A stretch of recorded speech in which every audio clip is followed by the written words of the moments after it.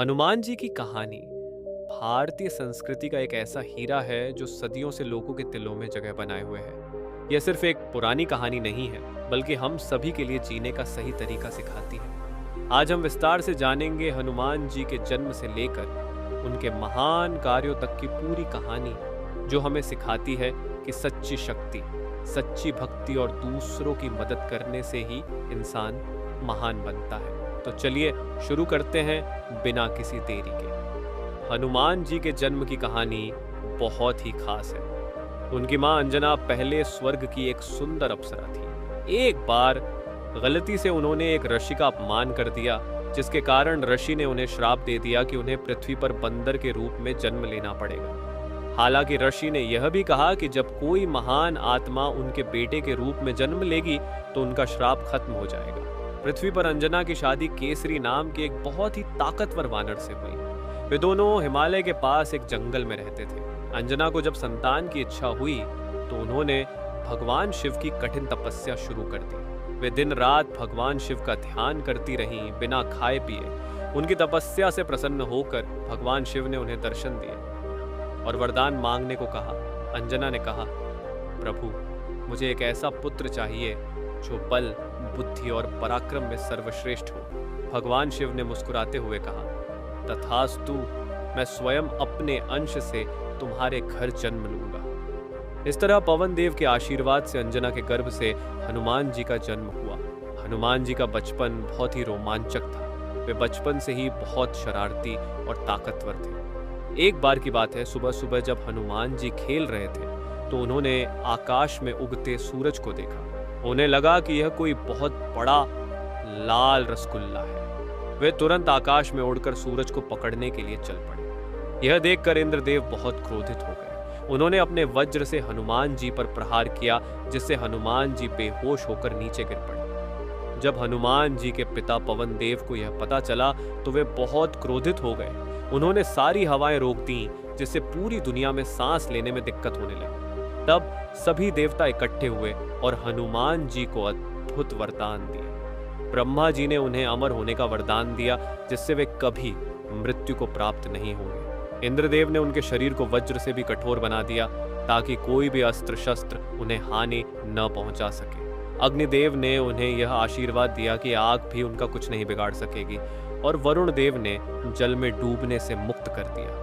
यमराज ने मृत्यु पर विजय का वरदान दिया, जिससे वे काल के बंधनों से मुक्त हो गए। सूर्य देव ने न केवल उन्हें अपना शिष्य बनाया, बल्कि सभी विद्याओं का ज्ञान भी दिया। इस तरह हनुमान जी न केवल अमर और अजेय बन गए, बल्कि वे अपार बल और ज्ञान के धनी भी हो गए। जब हनुमान जी बड़े हुए तो वे वानर राज्य के राजा सुग्रीव के मंत्री बने। उस समय सुग्रीव का अपने भाई वाली से झगड़ा चल रहा था। वाली ने सुग्रीव को राज्य से निकाल दिया था। हनुमान जी ने सुग्रीव का साथ दिया और उनके विश्वास पात्र बने। एक दिन जब भगवान राम और उनके भाई लक्ष्मण वनवास के दौरान सीता माता की खोज में ऋष्यमूक पर्वत पर पहुंचे तो सुग्रीव को डर लगा कि कहीं ये वाली के भेजे हुए सैनिक तो नहीं है। उसने हनुमान जी को उनकी जांच करने भेजा। हनुमान जी ने एक साधारण ब्राह्मण का रूप धारण किया और राम लक्ष्मण के पास गए। जैसे ही उन्होंने राम को देखा, उनका हृदय प्रेम से भर गया। वे समझ गए कि ये कोई साधारण मनुष्य नहीं, बल्कि स्वयं भगवान है। हनुमान जी तुरंत राम के चरणों में गिर पड़े और बोले, प्रभु, मैं आपका सेवक हनुमान हूँ, आप मुझे आज्ञा दें, मैं आपके लिए क्या करूं? राम ने हनुमान जी को गले लगा लिया और कहा, तुम मेरे हृदय के बहुत करीब हो। इस तरह हनुमान जी और राम जी की मित्रता शुरू हुई। राम ने सुग्रीव से मित्रता की और उसे वाली से युद्ध करने में मदद की। इस युद्ध में हनुमान जी की भूमिका बहुत महत्वपूर्ण रही और सुग्रीव को अपना खोया हुआ राज्य वापस मिल गया। कुछ समय बाद एक भयावह घटना घटी। रावण ने सीता माता का अपहरण कर लिया और उन्हें लंका ले गया। जब राम और लक्ष्मण को इस बात का पता चला तो वे सीता माता की खोज में निकल पड़े। समुद्र के किनारे पहुंचकर सभी निराश हो गए, क्योंकि समुद्र पार करना असंभव लग रहा था। तभी जाम्बवंत ने हनुमान जी को उनकी भूली हुई शक्तियों का स्मरण कराया और उनका साहस बढ़ाया। उन्होंने हनुमान जी को याद दिलाया कि वे पवन पुत्र हैं और उनके भीतर अपार बल छिपा है। यह सुनते ही हनुमान जी ने अपनी शक्ति को पहचाना और समुद्र लांघने के लिए तैयार हो गए। हनुमान जी ने जय श्री राम कहते हुए समुद्र पर छलांग लगा दी। रास्ते में उन्हें कई बाधाओं का सामना करना पड़ा। एक बार एक राक्षसी ने उन्हें निगलने की कोशिश की, लेकिन हनुमान जी ने उसके पेट से बाहर आकर उसे मार डाला। फिर एक पर्वत ने उन्हें रोकने की कोशिश की, तो हनुमान जी ने उसे भी पार कर लिया।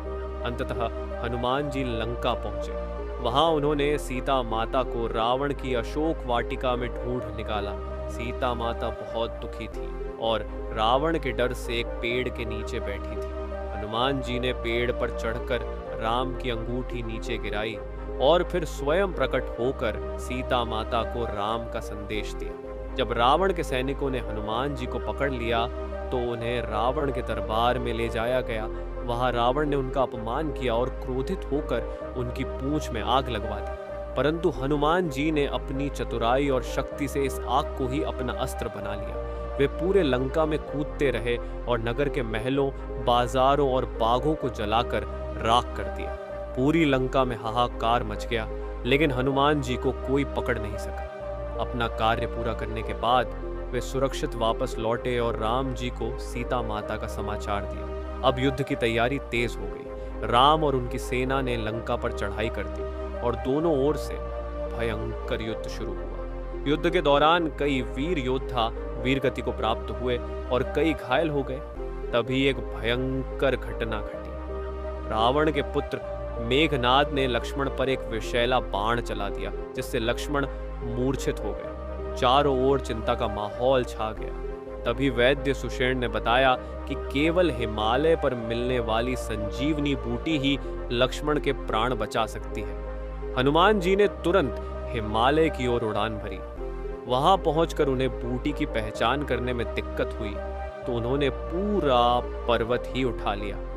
वापस आते समय रास्ते में उन्हें कालनेमी नाम के राक्षस ने रोकने की कोशिश की, लेकिन हनुमान जी ने उसे भी मार डाला।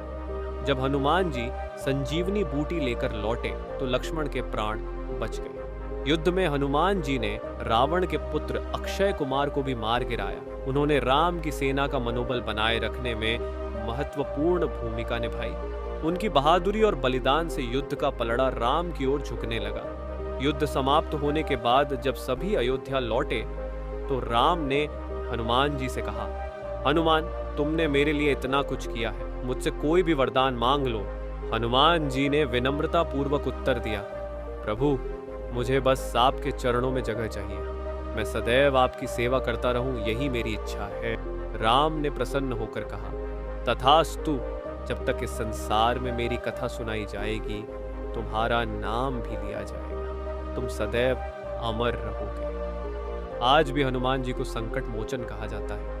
उनकी पूजा करने और हनुमान चालीसा पढ़ने से सभी मुश्किलें दूर होती हैं। देश भर में हनुमान जी के अनेक प्रसिद्ध मंदिर हैं जो उनकी भक्ति और शक्ति के प्रतीक माने जाते हैं। दिल्ली के कनॉट प्लेस स्थित हनुमान मंदिर, जामनगर का बाल हनुमान मंदिर, हम्पी का हनुमान मंदिर और रामेश्वरम का पंचमुखी हनुमान मंदिर उनकी महिमा को दर्शाते हैं। भक्तों का मानना है कि इन मंदिरों में हनुमान जी की पूजा करने से हर संकट टल जाता है और मन को शांति मिलती है। अगर वैज्ञानिक दृष्टिकोण से देखें तो हनुमान जी का चरित्र हमें कई महत्वपूर्ण जीवन मूल्य सिखाता है। वे हमें बताते हैं कि शारीरिक और मानसिक शक्ति का सही उपयोग कैसे किया जाए, विनम्रता और सेवा भाव का क्या महत्व है, और यह कि असंभव लगने वाले कार्य भी पूर्ण किए जा सकते हैं। साथ ही उनका जीवन यह दर्शाता है कि निष्ठा और समर्पण का फल अवश्य मिलता है। और आखिर में मैं यही बोलूंगा कि हनुमान जी की कथा केवल भक्ति और शक्ति की कहानी नहीं, बल्कि जीवन के महत्वपूर्ण मूल्यों की सीख भी देती है। उनका साहस, निस्वार्थ सेवा और अटूट भक्ति हमें यह सिखाती है कि सच्ची महानता बल में नहीं, बल्कि समर्पण और विनम्रता में होती है। हनुमान जी की भक्ति और शक्ति से तो हम सब प्रेरित होते हैं, लेकिन क्या सिर्फ भक्ति और समर्पण ही काफी है? अगर सही कर्म न किए जाएं तो क्या जीवन में सफलता मिल सकती है? इसका जवाब मैंने अपने पिछले वीडियो कर्म का फल में दिया है। अगर आपने अब तक नहीं देखा तो जरूर देखें, वरना ये सारी सीख अधूरी रह जाएगी।